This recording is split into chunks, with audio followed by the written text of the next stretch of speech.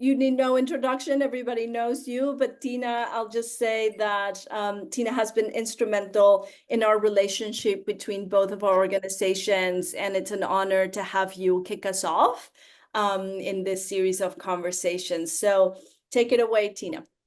Oh, but Lorena, this is a partnership. So since 2019, we have collaborating with Ashoka. So I think the success of this is actually the good partnership that we have working with Stella, Lucilla, and Maria, and all the others from and Celia, all the others from Ashoka here. So,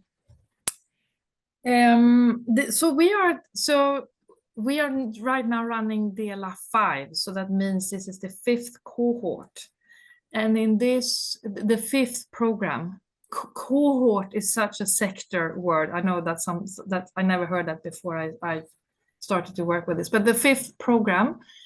And while starting that, we had an idea of selecting social entrepreneurs to the program that is more or less from the same sector. So equality, diversity, inclusion was the theme we decided to have in this program. See what happens if the social entrepreneurs joining the program, will work in the same sector. And we have been collaborating with the ED&I teams also in IKEA. And what they told us when doing this is great, to support the social entrepreneurs in the program, but we know that also individuals learn a lot. So co-workers, part of this program, they learn a lot by doing this. But what if we could also learn on an organizational level as well? So we started to think about different ways of bringing back the good work from the social entrepreneurs, but also what co-workers have learned in this program to a broader community rather than just the ones that is part of the program. So that's why we are here today, learning from impact leaders within and outside of IKEA. So I'm very excited, really, really excited to have this session with Melissa and with Tai. Curious to hear. It was some years ago since they were part of the program, so I'm really looking forward to hear a few years later where they are. So, yeah, fantastic. Well, thank you so much for that introduction, Tina. And as you said, this is a collaboration, it's a co-creation, and we're very excited and proud of it. So I'm going to bring in our speakers for today, and our, the speakers, I don't want to call them the speakers, the people that we're going to share ideas and that we're going to learn with. And hopefully it is a vulnerable conversation. That is our goal. In vulnerability, we learn about others and we learn about ourselves. And before I do that, I want to make sure that we have some rules of engagement just to set the tone on how we are coming together as a community today. I think my colleagues are helping me and they're sharing it on the chat. There they are. So these are very basic. I'm not going to read over them completely, but respect, and by respect, it's not just respecting others, but also respecting how you feel as you are going through this conversation. Listen to each other, especially when we do breakout groups. Try to be very open to listening to each other and not interrupting. Speak with honesty. And here, what I mean by honesty is try to speak always on your behalf.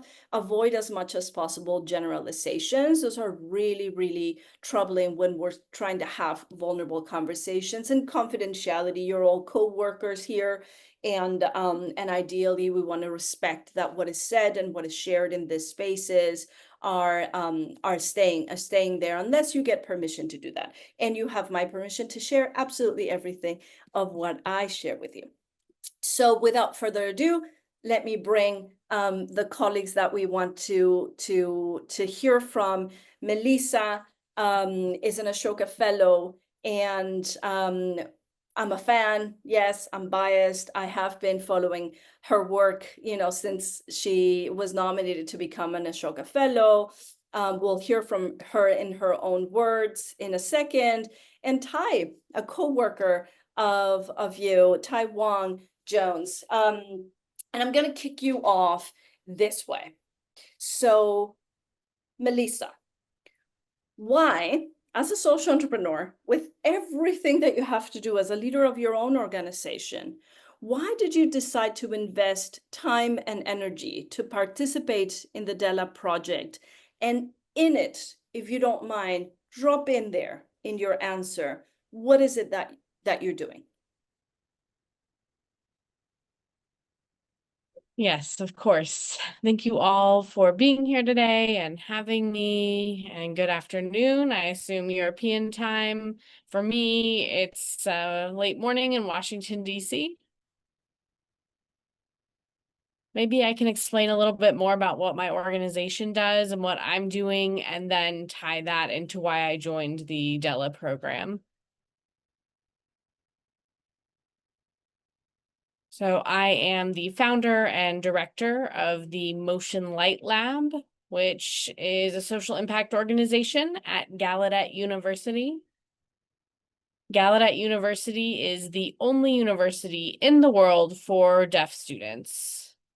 It is a liberal arts university. And I am a third generation deaf person and very much proud to be deaf and of my deaf identity. My parents and grandparents are deaf. I created the Motion Light Lab in order to ensure that all deaf children have access to sign language, and that would be globally. And you may think that this seems natural, that of course deaf children should have access to their home sign languages, but you would be surprised at the fact that most deaf children around the world do not have access to their country's sign language, to any sign language. They are often left behind, isolated, and the social systems that exist often fail deaf children. They fall through the cracks. Parents and families don't realize sometimes that they don't have the right resources. There's a lot of bias. When we talk about bias, there's a lot of bias out there against sign languages. So I created the Motion Light Lab and founded it to use the research and evidence that we have from scientists to look at tangible experiences in a number of different ways that we can deliver to deaf children and their families and allow for connection. We recognize the key in connection. I personally believe that everyone is a potential ally. A lot of people don't realize the power that they hold. Once they get it, then they instantly become an ally. So that is my work, as briefly as I can describe it.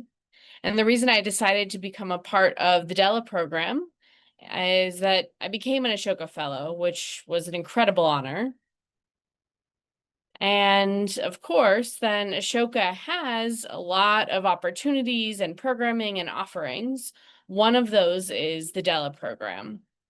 And I was drawn to it because it was an opportunity for my organization, not just as an individual, but for my team to connect with others from industry, some of whom focus on marketing and social impact change and being able to connect there. And then the nonprofit thinkers as well, to understand the industry perspective for us, bringing in the nonprofit side, looking at how we can make the greatest impact. And it was just so cool. What a fantastic opportunity. I will pause for now. I'm sure there may be more questions, and Ty and I are excited to get started, but that is why I decided to be involved with and commit to this program. Now, please do meet Ty. Perfect. Thank you so much, Melissa. That was brilliant. And we will get into the details in a little bit. Ty, if you don't mind also just explaining a little bit for your coworkers, they might not all know you. What is it that you do inside of IKEA? And then kind of similar to the question that I asked Melissa, why did you decide, what were your personal but also professional motivations to participate in the Della program? Yeah, sure thing. Hi, everyone. I'm Ty. I do see some familiar names in the participant list, so good to see everyone. I lead our Center of Expertise called the Digital Inclusive Design, Equity, and Accessibility Team, or we shorthand ourselves the Digital Idea Center of Expertise.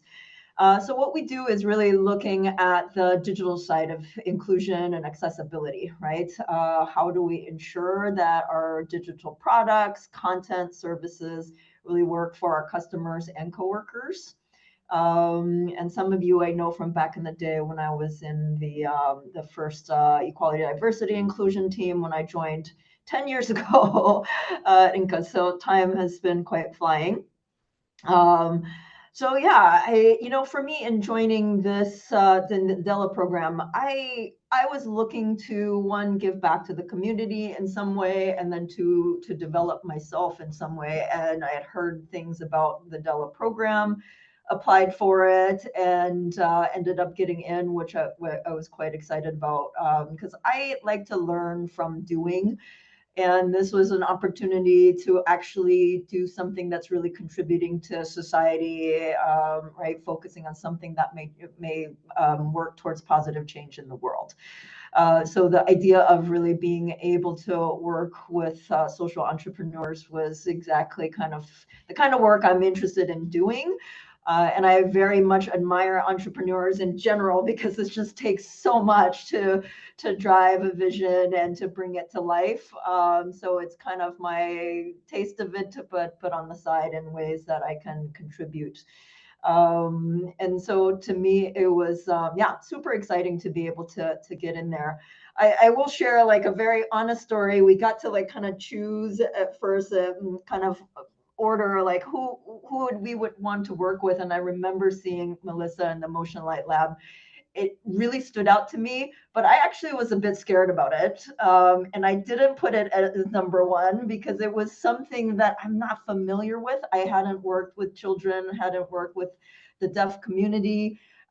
With the deaf community, I was much more leaning in, but with children, I don't have much experience with children, and I just thought, I'm not sure I can add to anything related to children. But I really, in my heart felt like, if this is meant to be, I will be matched with this organization. And I put number one, the area of which I have a deep background around diversity and inclusion from a recruitment perspective. And actually, to my delight, I did end up getting paired with Melissa in the Motion Light Lab. So it all worked out, and a little bit nerve-wracking at first, but really just jumped right into a really good, what I felt a really good connection and a learning experience across the board. Beautiful. Thank you both. That was perfect to get us warm and get us started. For everyone that is here joining us, let me just share a couple of technicalities. One is in about 15 minutes, we're going to send you to some breakout groups. Don't be scared. It's going to be fun. It's going to be super fast, but just know that that's coming. And hopefully, if time allows, I'll be able to add a couple of your questions. So if you have any questions throughout the conversation with Melissa and Ty that you're dying to ask, please put it on the chat and I'll see you. Or if we have time, I'll open the microphones before I send you to breakouts. But let me add some components about the Della program, because I don't know if everybody that is hearing understands. It's usually a year-long systems change accelerator program, right? That supports social entrepreneurs to strengthen and test their system change strategies. I learned that in Swedish, Della means to share, which is exactly what this accelerator is all about, right? It's sharing knowledge, perspectives, networks to support social entrepreneurs who are striving. But as we always know, when one helps, when one engages, also learns a lot, right? We learn with the hope to help others, and then we take away a lot with us too.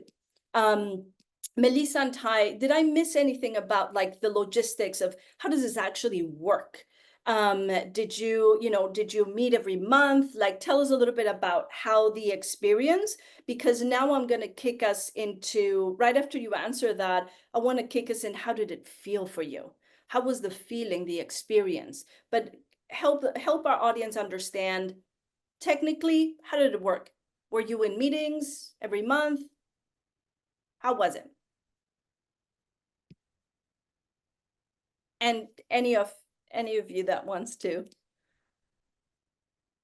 react, either Ty or Melissa. Hi. Sure. What I recall, we had more weekly or met every 2 weeks, depending on kind of the homework we gave ourselves or Yeah, everyone through did 2 weeks. Ashoka. So it definitely was a bit of commitment, but it kept us going to have a more regular cadence. So that year moved by pretty quickly, in my opinion. Your thoughts, Melissa? Agreed. We met every 1 to 2 weeks, but we met quite regularly.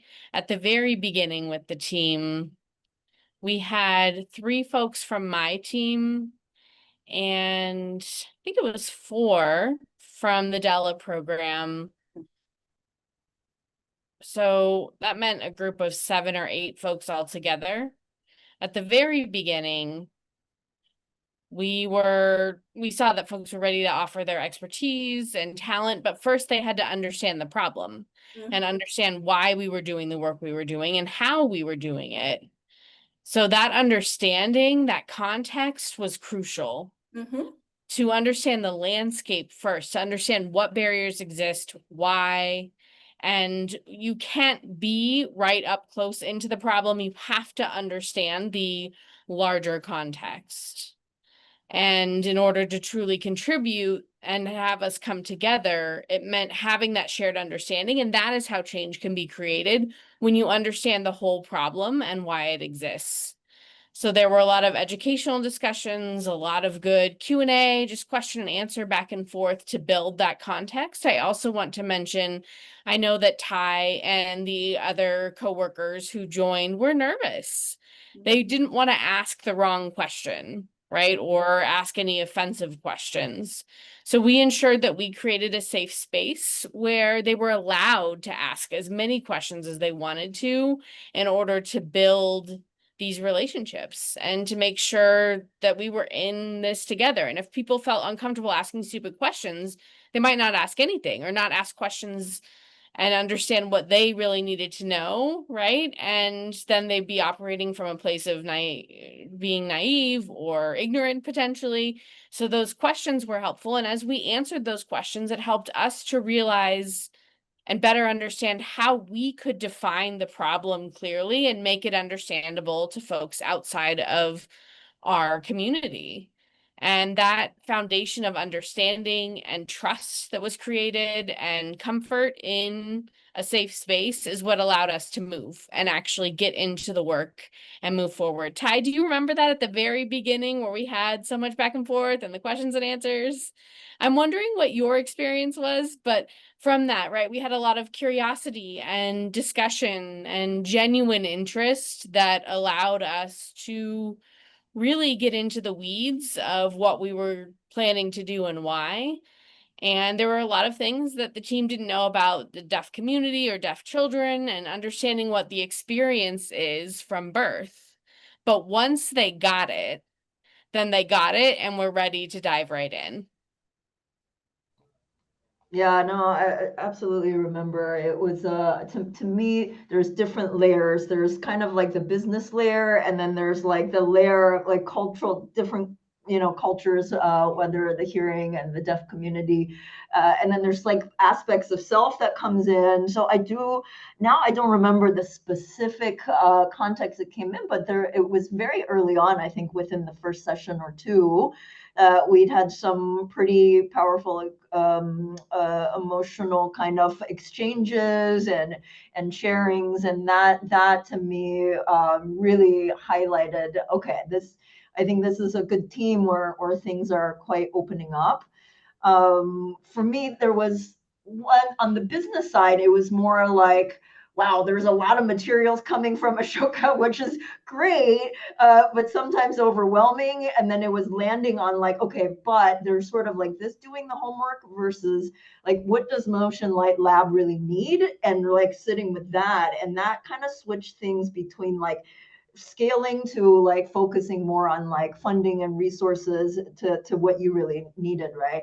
And then like the part that was more of the people focus. I mean, I can speak for myself in my own experience, because I had not worked with the deaf community before. It definitely made me appreciate my own hearing and thinking about how much this contributed in my life, like music that I listen to every day. And I remember having some very emotional moments on my own um, where I felt like now that I knew you and other colleagues at the time, like Conrad and Sarah and all of that, and I wished like, oh, I wish you all could hear. And when I, caught myself thinking that, it was like it's an aspect of like ableist thinking, right? Of like, oh well, there's something missing there, and I wish I could give that to you, and seeing some of that within self, and how do I share that with others and explain these kind of right different nuances that one wouldn't otherwise catch without interacting with the community, right? And then it's more of, then there's pieces of the team dynamics, especially those of us who are hearing, then just exposure, right? To there's some simple misunderstandings where I can see now, and working with this topic across the world, there's misunderstandings that sign for some reason is universal. And there's no language in the world that's universal. Why would sign be the case, right?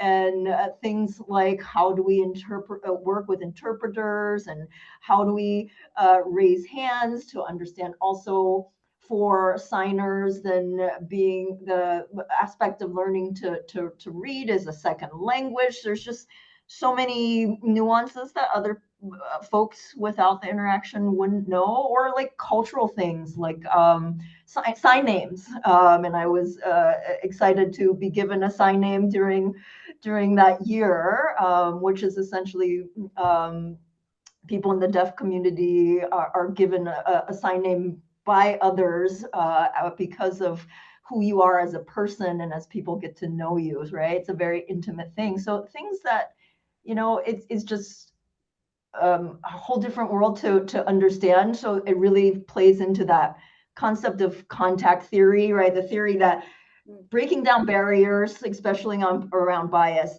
requires you to actually interact with people, and then sit around to reflect a bit around your own biases, your own perspective, and then how do you actually talk about that together. And so I felt we really kind of looked at these different layers together, which made it a very powerful experience for me.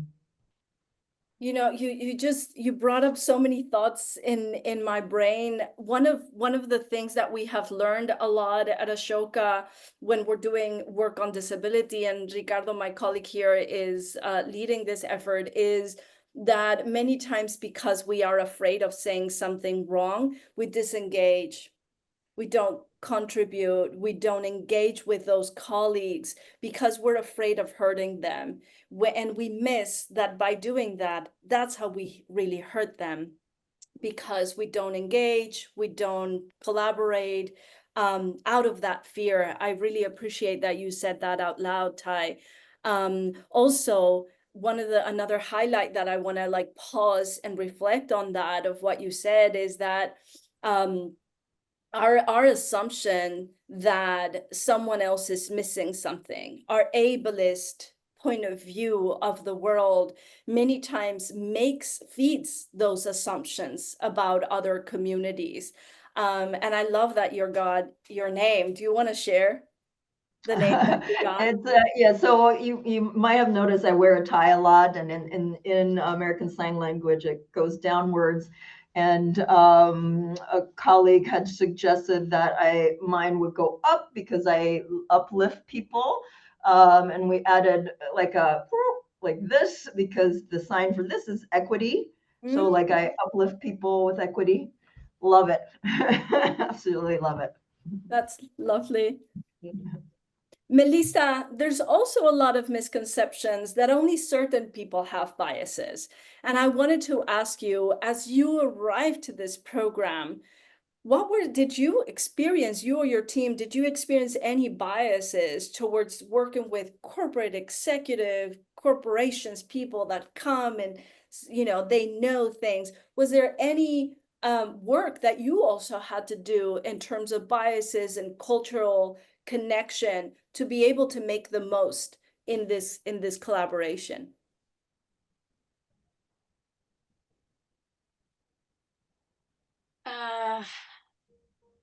Let's see. Yeah. Oh, hold on. Okay, the Zoom thumbnails were rearranging. Another interpreter came in. So I think, as Ty said, it was very multi-layered and nuanced. It's really kind of, well, actually, I guess I should start with a larger context here. So the disability experience, disability culture, and deaf community, I think, can be unique in some regards, in that it, for deaf people, is both a disability, but it's also a cultural experience because we have a distinct language. So we often encounter biases that really come from misunderstanding, misconceptions about what it means to be deaf. People assume that minoritized communities like the disability community really need to be pitied. We get a lot of reactions that really stem from people feeling bad for us because of what they think about our experiences. And that's true from birth, when parents get told by doctors that there's a diagnosis for their child.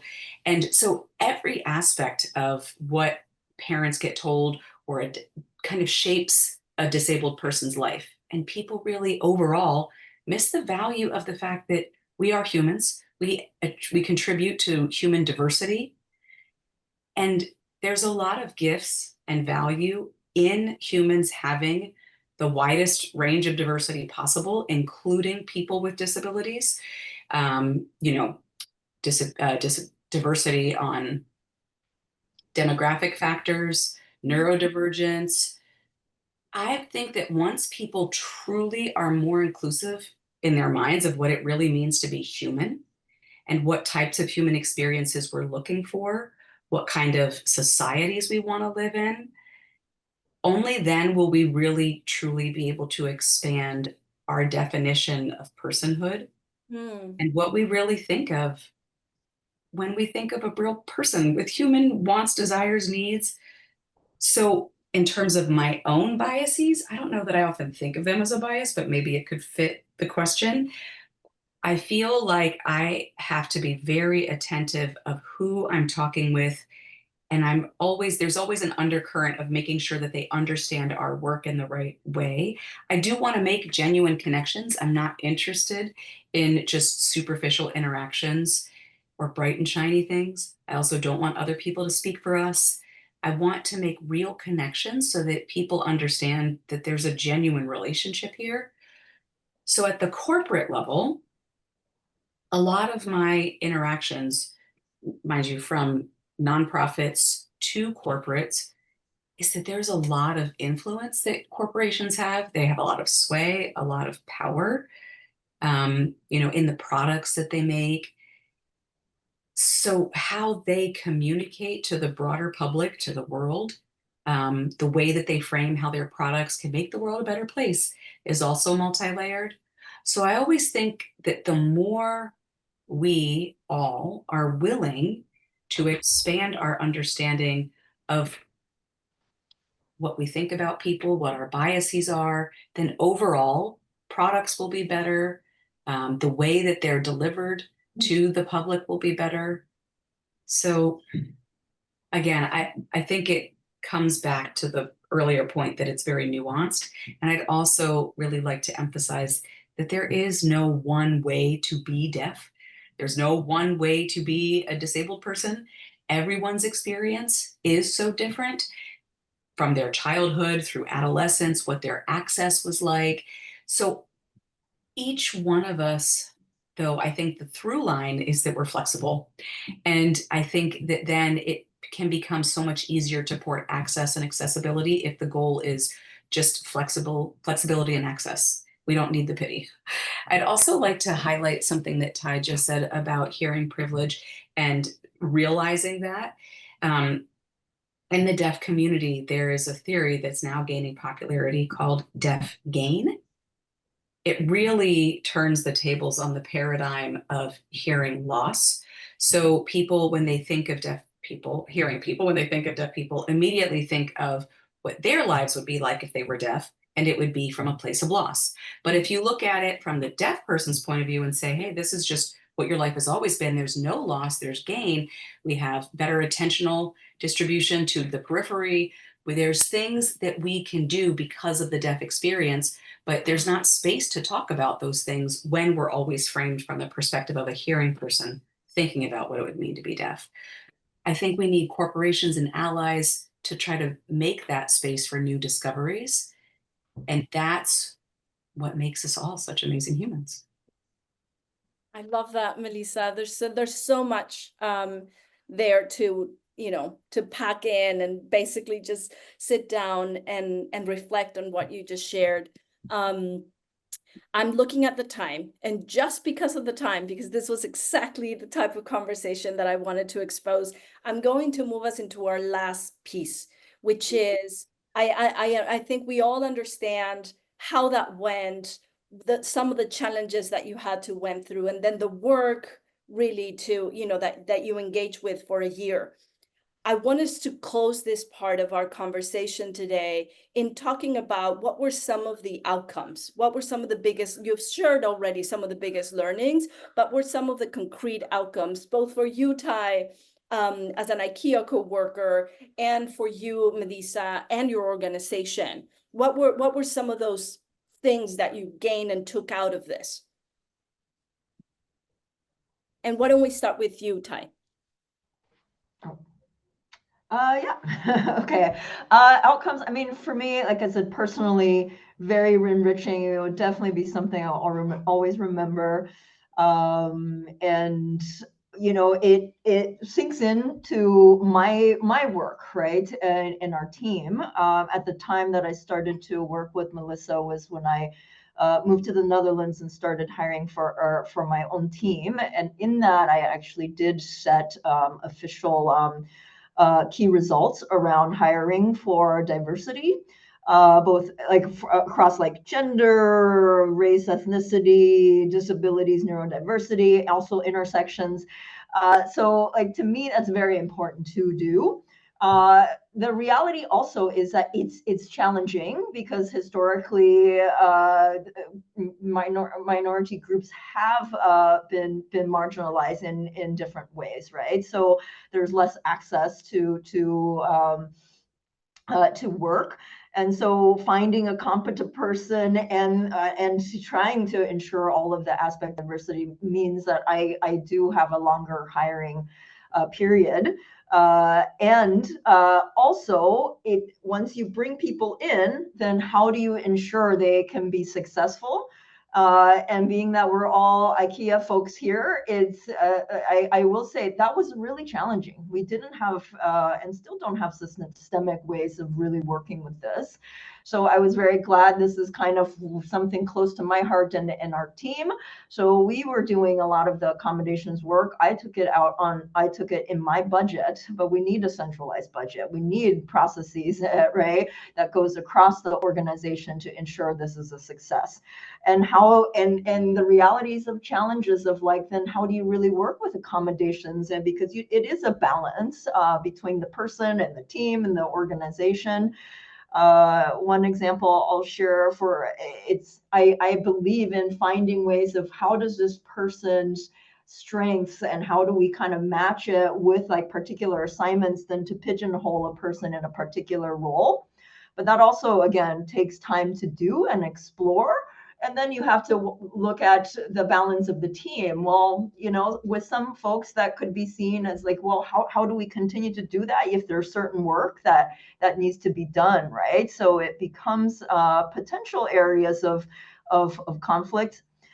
And then I also think of like some of the learnings on the other side of over accommodating. So this is my last point, is I was working with a supplier, and this person was blind, low vision, and after a year of an engagement, and the person continued to like not show up to meetings and all of this.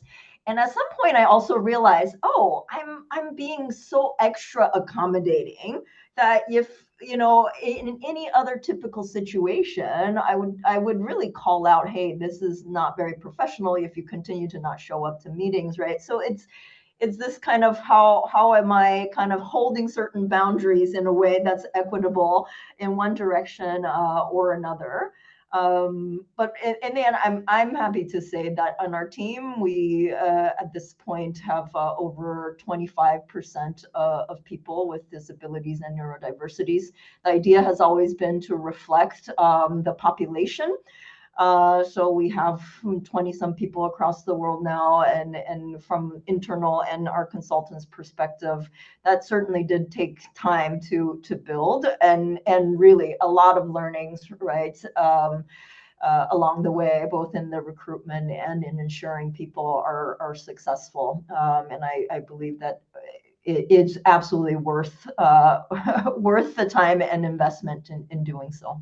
Brilliant. Oh, sorry, really long answer. No, that's brilliant. And actually, all of our IKEA co-workers, if you want to explore these, if you want to make your team smarter and more efficient by adding some diversity, you might want to ping Ty and say, hey, Ty, tell me about your experience. Give me some advice. Melissa, would you want to close us on this part and share some of your learnings? Sure. Yeah, definitely. So I'd also like to mention that I think Ty is being very humble. You have been a rock star. When we started working together, I mean, you hired a deaf person on your team. Do you remember when we had those meetings and you brought in a deaf person, I want to say from Belgium? Mm-hmm. I thought that was just that was just so amazing that you really, your actions follow suit. So I have so much respect for you. I also think that the actions you've taken have been very bold. And with change will never happen if you don't inside yourself find a willingness to be bold. Like, just find the strength, be brave, know that you might not know what's exactly ahead, but you'll be able to handle it. For my team, I do want to briefly say that an ideal program with IKEA's support and involvement, we had some amazing support and some great outcomes. So it started with a small grant to pilot a project in our local community, and it was so successful. And it's now turned into a sustainable program that we call Storytime programs. This was through support from the Della program. And we were able to provide that support to our local community. And then we launched a bigger project for families with deaf infants. It's a toy package to help parents play with their deaf babies. We got a $1 million grant from the Lego Foundation after our work with the Della program. I firmly believe that the Della program was a building block to really scaffold our organization to get what we needed to realize our vision for systems change. That doesn't mean that we're done. We're far from it. This really feels like it's just the first of many steps of work that we want to do. But I see how, with cross-sector collaboration, how powerful that can be. And so we look forward to more partnerships. And again, I want to say just how grateful I am for our involvement with the Della program. That's awesome. Thank you so much. Thank you so much, Melissa and Ty. You were brilliant. You were vulnerable. This is exactly what we wanted to achieve. Now it's time for our other IKEA co-workers to have some minutes to reflect. The time is going to go super, super fast. We're going to send you to breakout groups only for 10 minutes. Seriously, it goes super, super fast. I want you to reflect after listening to the two speakers. have you ever had a similar experience where your biases influenced a decision that wasn't fully aligned with your values? What mechanisms have you used to become aware of those biases? What have been the tools, the resources, anything that you have used to overcome those biases so that you can collaborate, co-create, work with someone? Only 10 minutes. I'll see you back here in the room and we'll all chat and we'll close you before we let you go.